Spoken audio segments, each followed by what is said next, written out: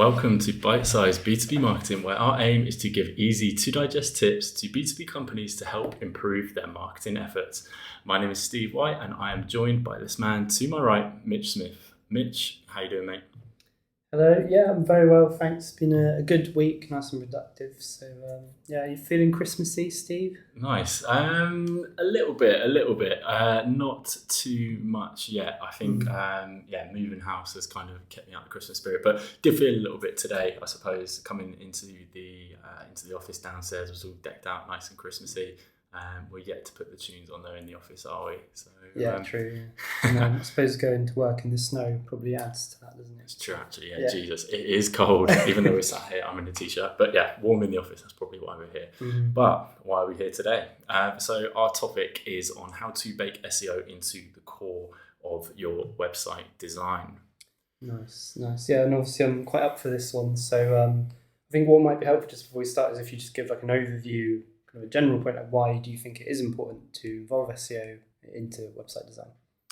Yeah, definitely. I'd say like there's two reasons for this. So first of all, if you rank well already in the search results, you're clearly doing something right. And because of this, you need to carry that over from the current website. So the current website design, there's something good happening on it. You've got some some good rankings with the current site. You need to bring it over to the new site.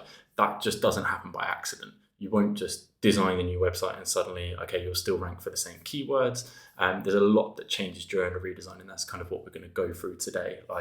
And just want to kind of stress that a bad redesign can really hurt a business. We've seen some horror stories where we'll always kind of get that, where people reach out after a few months after a redesign, and essentially there'll be a drop in, ranking positions. Traffic has slowly been trending downwards, and that's usually down to a bad redesign or a migration, which we'll talk about today. Secondly, I think there's a common misconception that SEO can just be added onto the website as an afterthought. So when the site launches, we'll just do some SEO after we've redesigned it, create some content, build some links, and we'll rank high on Google. But when you're building or redesigning a website, the earlier on an SEO can be consulted, the better. And a lot gets set in stone during that design stage. For example, the designer will decide how much content there will be on each page. Will there be a section here for text? Will that be replaced with an image? And then also even at the development stage or even during the research stage, there's decisions made about what technology stack the site will use. Is it going to be JavaScript heavy? What CMS is going to be used? Will you be moving, say, from Drupal to WordPress? Or, there's a lot that kind of goes on that gets set in stone in the briefing stage. In like when you're creating a website brief, there's a lot that gets set in stone there that the SEO needs to be involved early on so it can be woven into the core of the site from the beginning. Nice. Yeah, I mean, a lot covered there, and I'm sure we'll get into more detail. Like, I've got a few questions picking around, but just in terms of from a client's perspective and a company's perspective, like if they've recently redesigned their site or in the last few years and they're not really up for doing a whole another redesign, or if they've currently got a site that they're happy with, is it sort of too late to do that kind of stuff then, or because you said not about doing it after? Yeah, I think it is fine if you've already got your, obviously you can do SEO with your site if it's already live. I'm not saying that you can't do SEO after, but what I'm saying is that if you are currently redesigning it, or you're about to redesign it, get an SEO involved as soon as you can. Mm-hmm. The main reason being is that if let's say we redesigned our website last month, it's gone live and we didn't involve an SEO, there's a lot that can be set in stone that we now have to, once the SEO gets involved, they might be like, oh, hold on, why did you why did you build it in this way? Oh, you're missing this page template, or this section needs to be added. And if that could be done during the design and the development stage, you just have one cost. But if you have to do it again after you've already redesigned your site, it's that second additional cost that comes in. So it's never too late to weave SEO through the site or to optimize the site. But it does. A redesign is such a good time to get an SEO involved. A bit of spring cleaning, I suppose. Exactly. So, yeah. I mean, it definitely throws a spanner in the works. If you're making SEO suggestions and you come across limitations by the templating, or this section doesn't exist, it just adds time to everything, doesn't it? So it gets a bit slow. Yeah, exactly. Cool. Yeah, exactly. I mean, in terms of like actually doing this, then it's a bit of a broad question, but like how do you design a website with SEO in mind? Like from the start, like what kind of process would you tend to go through? Yeah, it is a good question. And I think quite often a company will follow the process, as I mentioned before, of research, design, development, launch the site, and then either see the traffic go down or think, okay, we want more traffic now, let's get an SEO involved. So I think that's how it kind of tends to common way of it happening. But there are key stages throughout that process that the SEO needs to be involved at, and kind of put this together very top level for us to kind of go through today, which is to kind of give us some focus on what we're talking about. And essentially with this, you'll see here the same stages as that I spoke about before. You've got research, design, development, launch. But we'll talk about where the SEO gets involved at each stage and how we'd approach it. So kind of diving into the first one really is, first off, we have that research stage. Nice. Yeah, I mean, it's cool to see that SEO is in the research stage actually, because a lot of businesses will kind of, as you say, do it afterwards, and kind of, you're doing your own like service or competitor research, not necessarily with an SEO on board that. So. Yeah, exactly. So I think in this first step, what the SEO would get involved in is essentially looking to carry out keyword research. So understanding what people are searching for to find that company's product or services, and essentially what is getting the most search volume. Do there need to be new pages created? How does it all fit together? And kind of coupled with that is the information architecture. So at this research stage, like figuring out how should the site be structured together, and essentially what is going to happen once you've done that keyword research.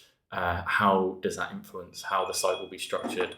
And essentially, sorry about that, how the site will be structured, and how it all fits together, like what content needs to be prioritized, and kind of where will certain bits sit on the site. And as well as that, during this research stages, from after doing that keyword research, you really want to then use that to influence not use that to influence, but you take those keywords that you have found and then you put them in the rank tracking tool. So if you're already ranking for keywords, you've probably got that set up if you're already tracking them. But essentially what we need to have at this research stage is benchmarks. So as you are going through this redesign, let's say the redesign takes 2 to 3 months to complete. You've got 2 to 3 months of data now that you can look back on once the site launches. So just ensure you're tracking the keywords. Nice. I like the information architecture kind of side of it, because when I'm doing keyword research, there's obviously like topic clusters, isn't there? And then I suppose you can work in like hubs for content, and bake in some kind of future content ideas as well that you can work on in the next few years and stuff. So that's really cool. I like that. Exactly. I was going to say that phone call's probably a lead, wasn't it, to do a website redesign. Imagine. Instant call through. I think with with this as well, like I think with the information architecture, I think it is quite key to with the keyword research that you are doing, how that influences the information architecture is essentially, as you said, like when you first started the company, for example, you might only have one service, for example, but as the company has grown, now they need a new website because they've got more services, they've got more business. It's kind of thinking like, well, using us as an example, let's say, we're just we have a homepage, that's it, and it just says like website agency. We need to find out all the keywords related to the services that we offer and figure out, do we need a page, for example, on link building? Do we need a page on digital PR? Do we need a page on UX design? And then during that keyword research, you'll find out that related to your products and services, there's a whole range of keywords and pages that you could create. So essentially it's then seeing how that all maps together and fits together on the site. Nice.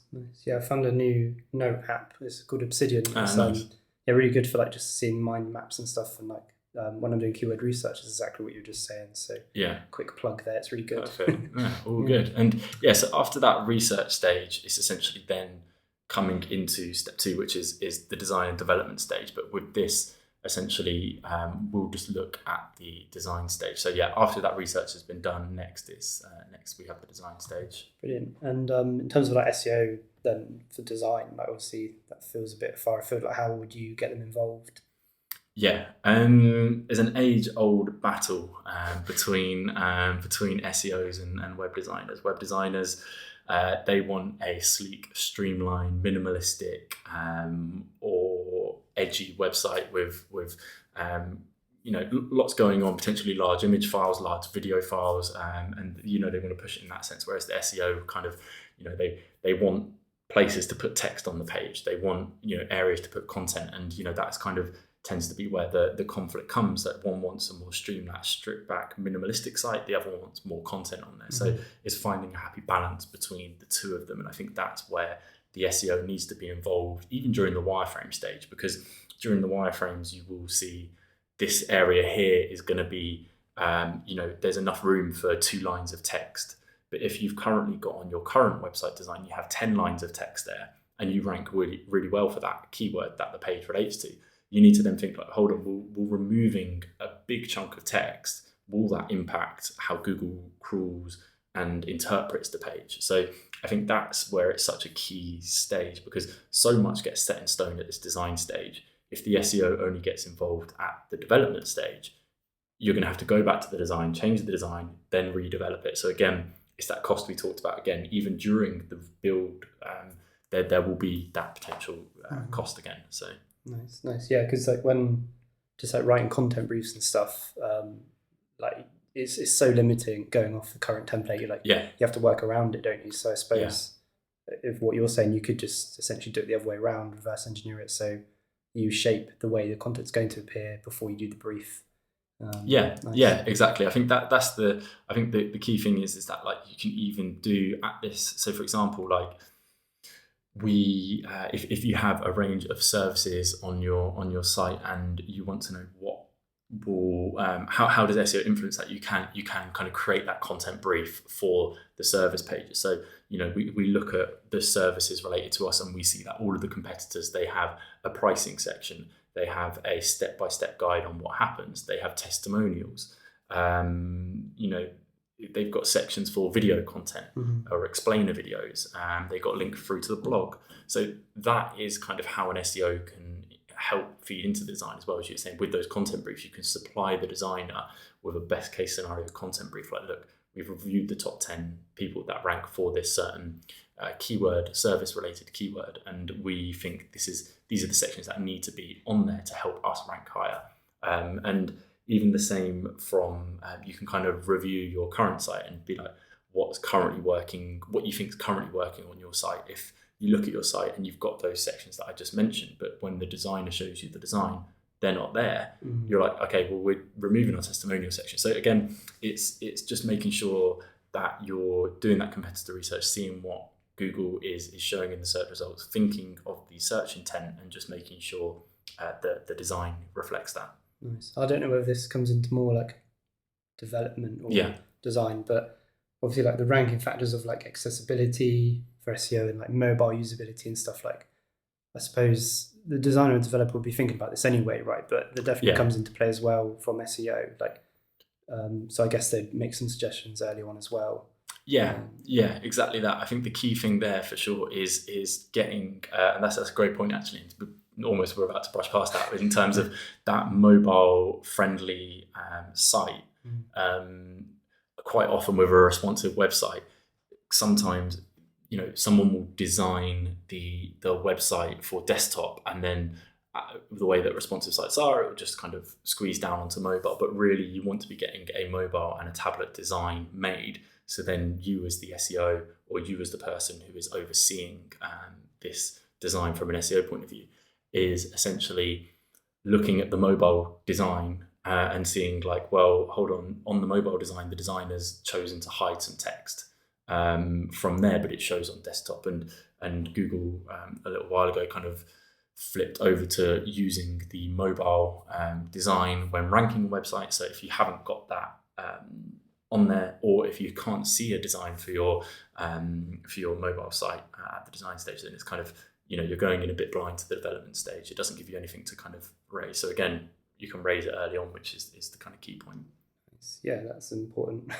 Like I've got like a project site on Wix, and it's got like a button you just press, and it's like optimized for mobile, and then You go on your phone, you look at it, and it just looks completely chaos. It's like all over the place, and like it hides random stuff, and like you'll think, oh, this paragraph doesn't need to be here, and like if you're ranking for that term, that's going to really hurt you. So I think that's the key thing is and this kind of feeds into the next step, which we're going to kind of go on to as well. So I'm just going to shrink my chair. No, it's all right. Getting blinded. So I think it's kind of the next step. Kind of after that design stage is the development stage. So that's what we'll, as kind of shown here, you've done the research that feeds into the design of the site, and then now the design has been signed off, and then the developer is going to build from that. Nice. And just same question again then. So in terms of SEO for development, like where does that differ? Like what would you get them involved with specifically? So I think there's key questions that get asked during the research stage, which does impact the development stage. For example, what CMS is the site going to be built on? Is that going to be different from the current CMS? So, for example, we're moving from, say, Wix or Drupal over to WordPress. The way that Drupal and Wix are set up is different to the way that WordPress is set up, for example. So there's technical considerations. So, on Wix, it might be, /news, then /your posts, and you might not be able to change that. When you come over to the new site, you might want to change that to blogs. So there's key things here where, technical considerations that would have been talked about hopefully at the research stage, but then also at this stage, you will get supplied with a staging link. So a private link hidden from the public where it has got the new design which has been developed, and a testing environment essentially which you can review.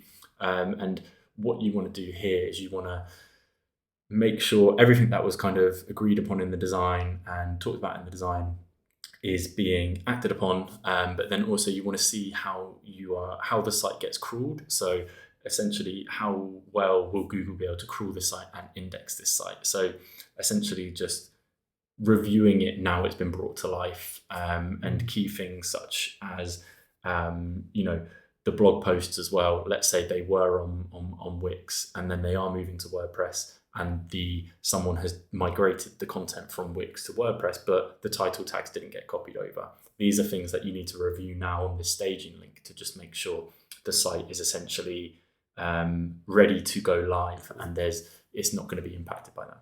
Nice, and you mentioned like the URL string like structures changing automatically and stuff. So obviously that's quite good to note. And I just wondered when you said that about like plugins as well. So because I know on like WordPress you can get a bunch of them, and so many people like download a whole bunch of plugins.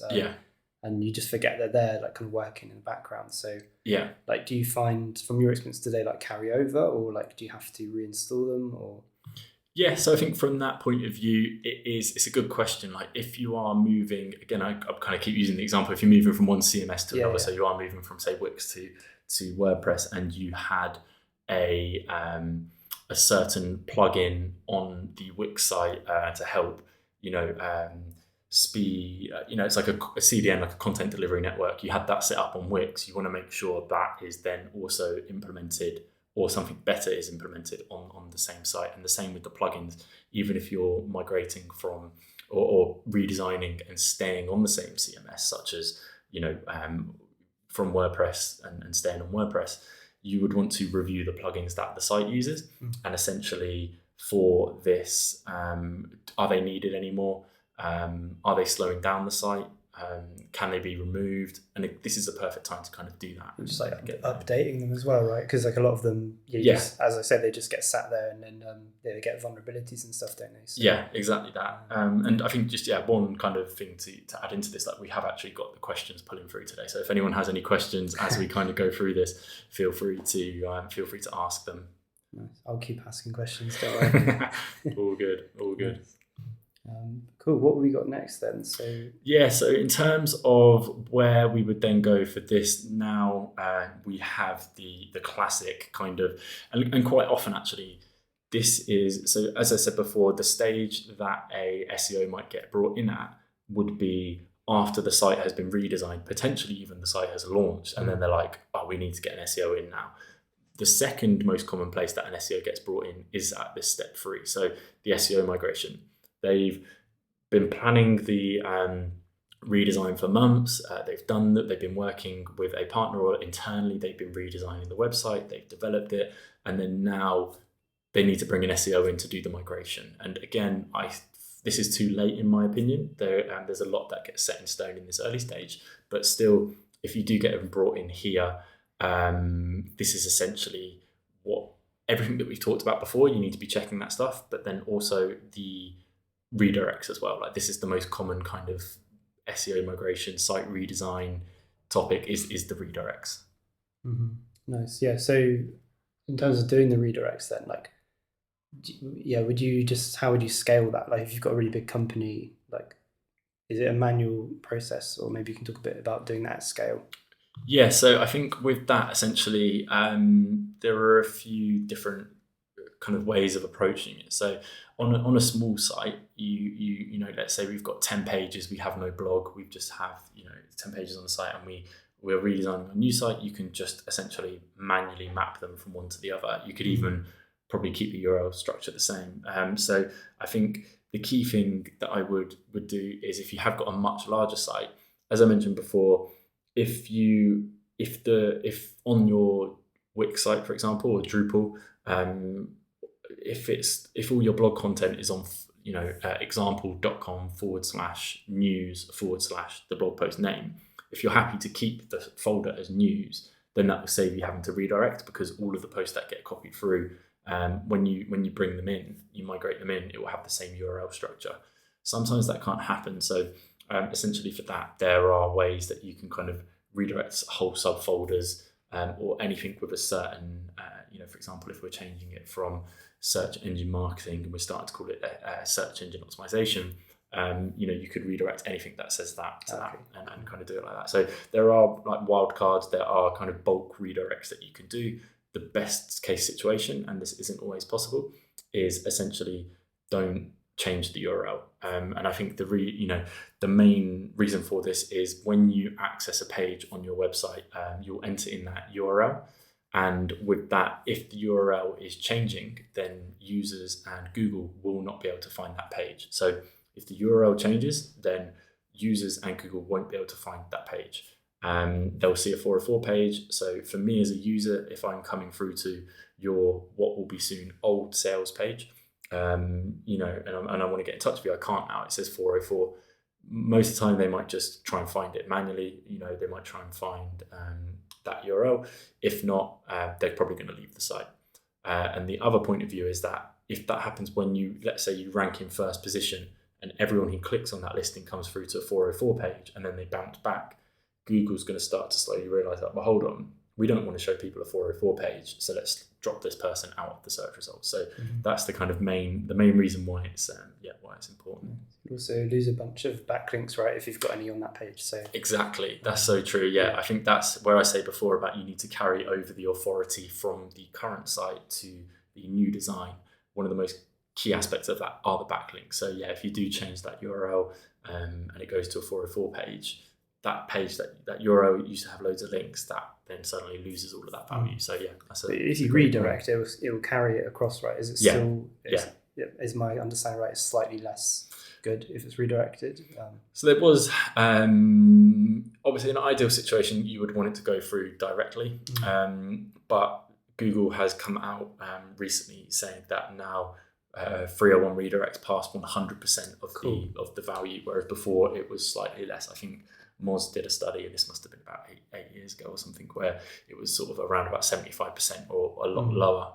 And yeah, they were essentially not, so you'd be losing out on a lot of value if that happened. So hearsay then. Exactly. Nice. So that's good to know. Yeah. Brilliant. I should know that actually. But yeah, so kind of going back to the overview. Next is, so we've done the redirect mapping. So any URL that's going to change on the when redesigning the site, we need to make sure we have that redirect from the old URL to the new URL. We've got all of those mapped out. We've done all of our checks, and we're happy that we feel that there's going to be no drop in traffic or minimal drop in traffic when the new site launches. The new site launches, and now there are key important SEO checks that need to be carried out post-launch. Nice. I'm sort of laughing because, as you said, this is the most common sort of situation where I'm brought in to we've just launched a site, can you help us? And it's like, oh God.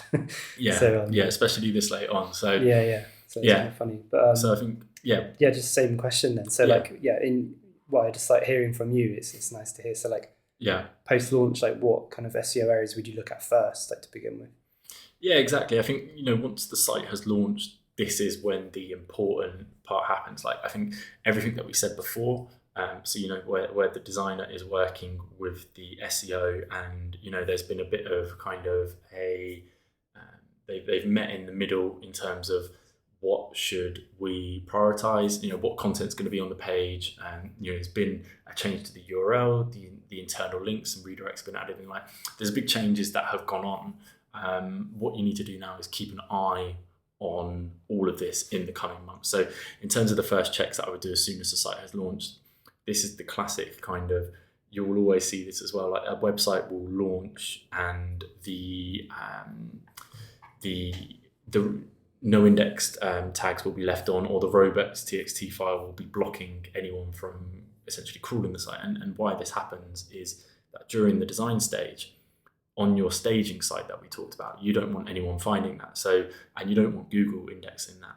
So what you do is you set it to no index, so Google can't index it. You set it up with through the robots.txt file, so nothing can crawl the site. So essentially, no one can crawl or index your staging site, which is great. But the problem is that will often get pushed live when the site goes live, and someone forgets to remove the no index tags, or they forget to update the robots.txt file. So Google can't index the site. So that's kind of the worst case scenario, and I'd always check that first. It's quite a common one, weirdly, isn't it? Like, so massively. And if that does happen, what's the recovery like? Like, does it take a long time? Or? Yeah, I think with that, it is. So this is where I would say here is that you need to be doing daily and weekly checks. So kind of to answer that question as well, the sooner you can catch this stuff, the better. So if it's gone live and during your checks, as soon as it goes live, one of those checks I would say is to submit the site to Google Search Console. If you try to submit the site and it says Google can't index this page because it's blocked by, it has a no index tag, then you will be able to fix that straight away and there'll be no issue. Like if the site has gone live for 2 minutes, you've tried to submit it to Google Search Console, an alert popped up, and then you remove the tag and you submit it again, it's all good. If you've left it 2 weeks, and it's gone down, again, you can remove the tag, try and submit those pages again through Google Search Console, because by that point, Google might have listened to that no index tag and slowly no index some of your pages. So the best thing you can do is to try and re-index them. If it happened like 3 or 6 months ago, good luck. It's you're pretty like it's bad. Yeah, it's not great. It's okay. So I think that's the key thing. And then secondly, like even if it isn't something as drastic as a no index tag has been added to the site, I think for this, what I would say is then make sure that you're checking the site daily, make sure you're checking it weekly. So check the ranking positions. If all of your service pages have dropped, but your blog posts have stayed the same in terms of rankings and traffic, there's probably an issue with the service pages. So you just kind of have to get your detective hat on and just figure out, okay, well, always keep a copy or a backup of the old site, because I find that's the best thing to compare apples to apples. You can look at the old design, look at the new design, and we can think, well, hold on, we've removed a 200-word section of text, so then we need to kind of fix that. So yeah, I think that will be the key thing, is just checking it weekly and daily, just to make sure that there are no issues on the site, really. Nice. I think you maybe covered it because you've been very thorough, which is great, but maybe not. I can't remember. So just to give mention to is like tracking and Google Analytics tags. So obviously, if you launch a site and that's not tagged up, you're not going to see any data in there. Yeah. So that's on one of the first things on my list as well, just to check that. Yeah. Especially with GA4 now, there's a bit of a different process, isn't there? So yeah, exactly. I think just make sure you're. That's another common thing. Yeah, like Google Analytics or other tracking. Facebook Pixel, other scripts that have been added to your current site, you need to make sure they copy over to the new site. Again, it just doesn't kind of magically happen, and quite often, a development company might think, well, that's not our remit, we just developed the website. So just ideally help the person kind of overseeing this and kind of being in charge of the SEO is definitely the person to champion this and just make sure it's checked. So, and I think on all of this and kind of everything that we've talked through today, we have more link to it as well, and you can find it through our website on the blog, but on the Space Digital site, we have an 80-point checklist of things like this that you need to look at during a website migration, which kind of factors in some of the redesign points in there as well. So yeah, nice. Yeah, like setting up all the conversion event tracking and everything takes a little minute as well, doesn't it? So especially if you're trying to use GA4 and you're not used to it. Yeah, exactly. Exactly. Give yourself time for that, I'd say. Yeah. So I think just in summary, get the SEO involved as early on as possible at stage one. Even when you're, creating the website brief, if you're going to be getting someone involved for the whole project, having them involved for an hour to review the brief when you create it, hardly going to cost anything and could save you a lot of money in the long run.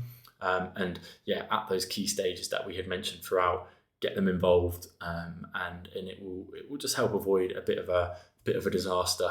Because as we said, like if you can catch this stuff early when it starts dropping after the new site launches, it's great. You can react to it. But if you've waited 6 months, 12 months, the longer you leave it, the harder it is to get it back. So that's just kind of a final point really around making sure we're getting involved early on. Nice. Music to my ears, Steve. Exactly. And, nice. We've got some audience questions. I don't know if you've got them in front of you. Have you? We kind of posted out yesterday just saying like if anyone had any questions, just feel free to send me a DM and we can kind of go through those ones. And with these, what was the first one? Nice, it's pulling up. So you got we redesigned our website 9 months ago and we saw a drop in traffic. It hasn't recovered. What can we do? Kind of what we were just saying. Yeah, that's a good point. Actually, we should have saved this. I think 9 months is quite a long time, but I think the first thing to do is just to kind of see what areas it has dropped on. So as I mentioned before, if it's only the service pages that have dropped and not the blog content, points to an issue on the service pages. If you've done no redirects, and what we spoke about before, the authority from your backlinks might be no longer getting passed over to your site. So that could be another factor. And I think 9 months is quite a long time post-launch. Ideally, if you can catch this stuff very early on within the first month, it's usually best, because otherwise you kind of, once you drop out the ranking positions for something, if you fix that issue, it doesn't just snap you back in. It's the same slow rise upwards that you saw with the slow drop down. So back in the fight. Yeah. Okay. So it's better than my answer. I was just going to say get your money back. Other question we've got. Nice. When doing redirects, is it okay to redirect things to the homepage? Cool. So just redirecting all pages. So no. For this, you would want to redirect. So the general rule of thumb for any redirect is you need to find a page, ideally that is identical. So if you've got, you're calling it, your URL on the old site is search engine optimization, and you want to shorten the URL to SEO, add a redirect. It's the exact same page. That's perfect. If you are removing a page and you're redirecting, try and redirect it to a very similar page. I think 75% of the content is the same, or the intent behind the search is the same. And then next up, if it's not a relevant page and you're removing it, then essentially just you can let that go to a 404. If that page is never coming back and it's just going, then you can just let that one go. And I think in terms of that, essentially, don't redirect all your links to the homepage. Don't just redirect them from that old URL to the new URL. Like, so for example, make sure you're checking that where you're redirecting it to is a real page. It's just not going to a 404 page. Because again, if you're sending a page that gets lots of traffic to a 404 page, it's not great again. So in short, manually redirect. Manually redirect all of the URLs on your site that are changing. Mm-hmm. Okay. And like, yeah, just on that, actually, it took me a long time to get to terms with actually allowing URLs to 404, like in migrations. Like, I'd always want to redirect it to something, even if it's not very relevant. Like, if they don't do this service anymore, of where do I put this page? Where do I point it to? And I'm like, I don't know what podcast with John Mueller, he was like, just let it 404. Like, if they don't offer that anymore, just be honest. And like, then they'll look at your services and they'll go, okay, that's relevant. Yeah. Don't just try and, because if you find something like it's a completely irrelevant web page, it's horrible, isn't it? And you just completely exit the page. Like exactly. Yeah. Cool. Anyway, off on a tangent. No, it's good. It's a good point. No, it's a good point. I think that's a good way of looking at it. Like, if you wouldn't feel upset or robbed that you've been redirected to this random page, then that's a good redirect. Like, the redirect needs to answer why the user clicked on the original URL, and that's kind of the general rule of thumb to kind of do. My pet peeve is when listings rank from site searches, but there's nothing on there. There's no results. It's just the site search ranking. I hate it. Anyway, it doesn't happen much these days. So so we've got more questions here. What have we got? So we're currently redesigning our site. Should we make changes to the current one, or should we wait for the new SEO? For the new site, will the SEO carry over? Yeah, I think this is a good question. This is one that we get asked quite a lot. I think there's always stuff that you can do on your current site from a search engine optimization point of view whilst the new one's being designed. So for example, you might have thousands of blog posts, real mixture of good quality, bad quality, in the middle. What you can start doing is you can start pruning that content, you can start merging that content, you can start refining and updating that content. That will have a benefit as soon as you do that. And then when you launch your new site, it will only have that content on there. So again, that can be carried over. You can any link building that is done, that can be done as well, as long as the URL is staying the same that you're building the links to on the new site. I think don't sort of be mindful of, if you're going to suddenly redevelop a whole new section that's going to cost you £1,000 on the current site, but it's going to be built into the new site. Just wait until that kind of goes, and just think what can carry over and what can do. But there's plenty of tasks that can be done, especially around cleaning up blog content and even building and carrying out with those that link building campaign as well. Yeah, I mean, just to add to that, my sort of opinion would be the resourcing side of it. Like, if you're building your new site, obviously that's really intensive for your team, and that's where all of your mental energy is going, on that new website and new content. But a lot of people will forget. We are regularly posting on this blog and sort of like discount that. So I just emphasize to not forget about your current site as well, so to speak. Exactly. Keep it ticking along. So, And we've got one more question. Nice. This is a good one for you. When working with an agency or an external partner, how can a company ensure that SEO is being baked into the core? Yes, I think there was a in terms of the phrase is kind of, I suppose, a bit essentially like, how can you make a website SEO friendly? That's kind of the way of doing it. So I think with that, it's just essentially like having it baked into the core is just making sure it's SEO friendly, and how you do that is kind of what we covered today. And just make sure that when you are working with that external agency, some of the questions that you can ask them. So I think just figure out, first of all, do they have an SEO team or an SEO at their agency that is going to be involved on the project or leading the project? If not, it's something where you can be like, well, should we bring someone in to help with this? Do they have the relevant SEO expertise? And I think a lot of agencies will say that they do, and then they will add in the redirects as a minimum. But I think quite often those redirects can be low quality. They might just redirect all to the homepage, or they might not do them properly. So I think it's a whole job in itself, helping to ensure that SEO is kind of weaved throughout the site. So I think the kind of questions that you can ask them is like, who's leading it from an SEO point of view? What steps are you taking to ensure at each stage to consider SEO?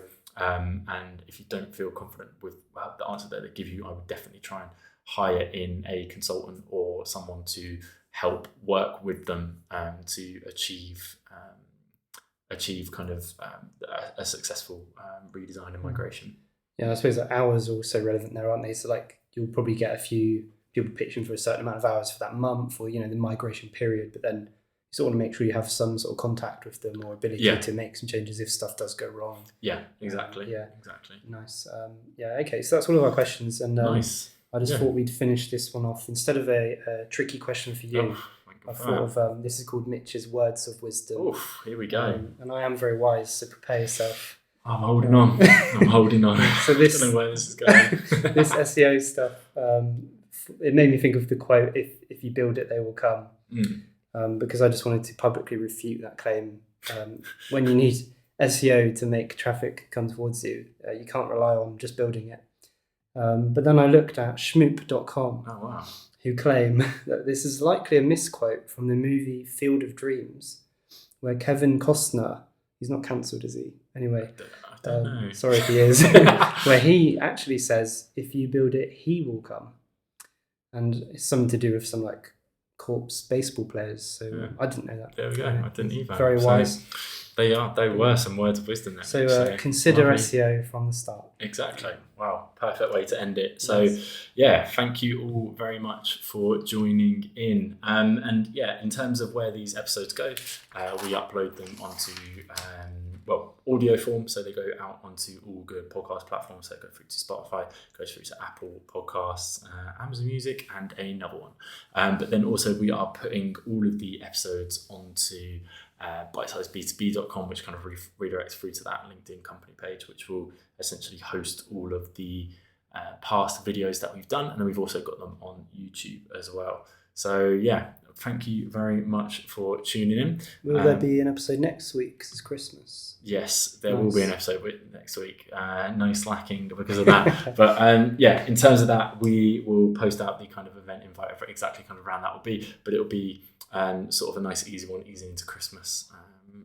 Going from there. So perfect. All right. Well, thank you all very much, and tune in next time. Bye.